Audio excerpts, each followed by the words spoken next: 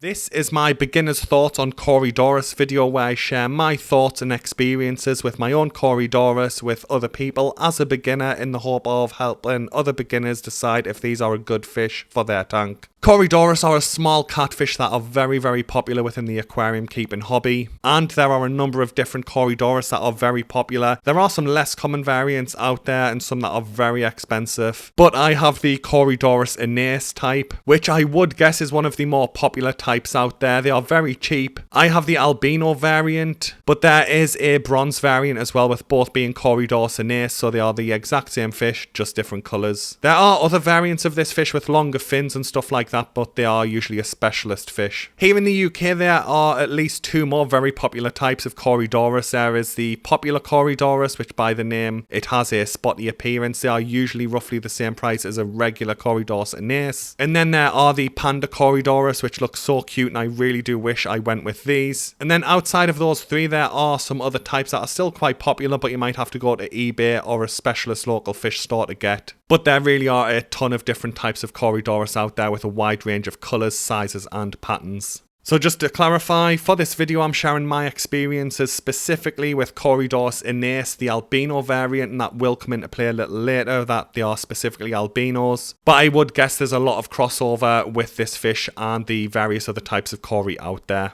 So moving on to tank setup, and I'll start with tank size. Not all Corydoras are the same length, so that comes into play with their requirements for their tank. So as you can see here, I've chosen 4 different types of Corydoras and listed the recommended tank size for that particular type of Cory from seriouslyfish.com. Rather than saying something like 10 gallon or 20 gallon, I've went with their footprint recommendation because Corydoras usually are on the substrate, but my Corydoras do sometimes glass surf when they're looking for somewhere to spawn. And every now and then they will be in the middle of the water column, but it's very rare that I see them consistently at the top of the water column. So moving on to the substrate, I use sand in my community tank with my corys, and that's because a lot of people recommend sand. But after doing a lot more research over the last few months, I've seen people keep Corydoras on aqua soil such as fluvial stratum and even gravel. So I do think there are other options out there. In my next tank, I probably will go with aqua soil and get Corydoras pandas in there. But for the current tank, my corys do live on a sand substrate. One thing to note about the substrate choice for your Corydoras is that it can play a role in the colour of the fish. This is from a post on Fish Law by Aquatic J, sharing the same Corydoras on 2 different colours of substrate. As you can see, on the light white substrate, the Corydoras have a lot more white in their colour, whereas on the black substrate they do darken up. But with some specific types of Cory, this might be important because you might spend a lot of money for a specific pattern or colour, then get the fish home and put it into a tank that has a specific colour of substrate that causes the fish to change colour, essentially hiding the pattern or colour that you spent a lot of money to get. When it comes to water preferences, I basically just keep my corys in a standard community tank. The pH is below 7, it's around 6.5 just because of my local tap water, but other than that it's a very generic fish tank. The water temperature is 25 degrees Celsius, I'm not sure what that converts to in Fahrenheit. When it comes to decorations in the tank, I really don't think my corys care. They are so oblivious to what's going on around them that it's actually comical at times. So I really don't think Corydoras need something like live plants in their tank in the same way other fish might, where they'd use them for cover and hiding spots or sight breaks. My corys are either relaxing or looking for food. It's pretty much all they do every day, 24 hours a day. I want to quickly touch on aeration needs because I have seen a few people on Reddit say that their corys are breathing fast, and I had this exact same issue with my Corydoras Anais, and it definitely did seem to be an aeration problem in the water. So basically I added a sponge filter with a built-in air stone to the tank, and within days their rapid breathing had stopped. Another point of note with Corydoras is that they can breathe from the surface of your tank, not in the same way as something like a betta fish or a gourami that has a labyrinth organ. It does work differently for Corydoras, and the oxygen is extracted in the intestines. To my knowledge, they don't have a separate organ, but mine usually do it a few times a day. They'll dart up to the surface, breathe in, and then they'll go back to the substrate. It takes about 2 or 3 seconds. So moving on to diet and feeding, and my Corydoras are very, very easy to feed. They are like my guppies. I've never once had an issue feeding them. They take pretty much any food I put in the tank. They'll happily eat it, with the only standout food being Repashy gel food, and none of my fish ate it. Absolutely none of them. And I know a lot of people on YouTube think very highly of it, but I've tried 2 different formulas of Repashy, so there's different flavors. I've tried multiple ways to make it, following Reddit recipes, YouTube recipes, and stuff I found on forums, and I haven't seen any of my fish even try the food. They really enjoy fluval bug bites, specifically the bottom feeder pellets and the tropical fish food pellets. That's probably the main food they get. I have tried the fluval bug bites flakes with them, which was surprisingly difficult because the flakes, and it's just a pain to get them to the substrate. And they kind of nibbled on them, but none of my fish really eat them. They definitely prefer the pellets and granule version of the food. But yeah, my Corydoras are basically a vacuum cleaner, because I had issues with my neon tetras where I was getting a lot of different foods for them just to try and get them to eat something. And then because they were rejecting a lot of foods, my Corydoras get that food and they eat it without issue. So you shouldn't have any problems getting your corys to eat. One thing to note is that Corydoras may eat some algae, but they are not primarily algae eaters. They definitely prefer a high protein food. I've just seen some threads on Reddit where people say, get Corydoras for your algae. That really isn't the case for Corydoras in my experience. They definitely prefer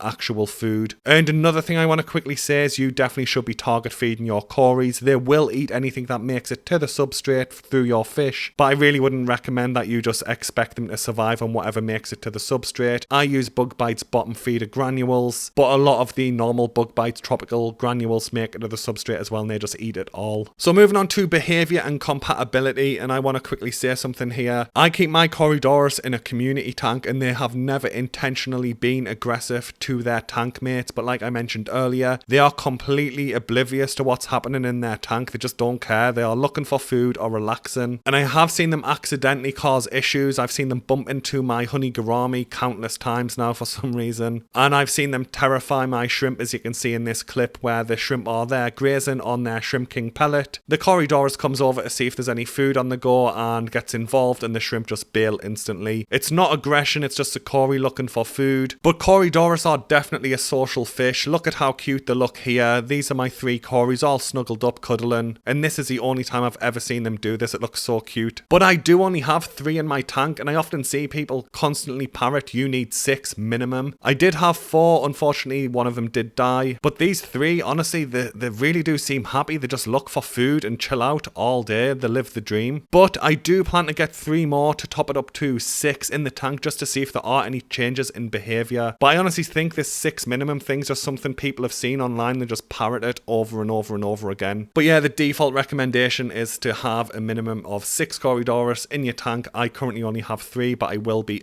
increasing that to 6 in the future. To my knowledge, Corydoras are not a schooling fish, but I have seen them shoal in my tank every now and again. And this is usually when they're spawning. I think they're just looking for somewhere to deposit their eggs, because I've definitely seen a correlation of them doing this with each other, and then the next day I find eggs on the tank glass, which has happened a fair few times now. I'm not even intentionally trying to breed them. They just glass surf and then lay eggs. So moving on to tank mates, and I'm only going to be mentioning things that I actually have experience of keeping my Corydoras with. So the current tank setup that they are in has chili rasboras, neon tetras, and honey gourami with a mono shrimp and cherry shrimp. Like I mentioned, I've never once seen them act aggressively to any of their tank mates. A few months ago I did also have guppies in that tank as well, but they are now in their own dedicated guppy tank. But again, no dramas at all from the Corydoras. They are basically digging around in the substrate looking for food. They've just got better things to do than chase their tank mates. But I would guess it'd be fine with the vast majority of popular community fish out there. So moving on to the health of the fish, and specifically Corydoras aeneas, because they are probably the most popular cory out there, at least in the UK. They are in all 4 of my local fish stores, and they are the cheapest one. But unfortunately, they do have problems, and I do think that this could be due to inbreeding. As you can see in this clip, this particular Corydoras has tumours. One is at the end of the dorsal fin and one is at the end of the anal fin. And because I do worry about my fish a lot, I did spend quite a bit of time researching this, and the vast majority of posts I could find were just saying this is unfortunately normal with Corydoras aeneas, because they are starting to be inbred as much as guppies and neon tetras, where they just have genetic issues. As I mentioned earlier, I actually started with 4 Corydoras in this tank, and I lost 1 in month 1 to what I believe was red blotch disease. disease. And this is why I mentioned earlier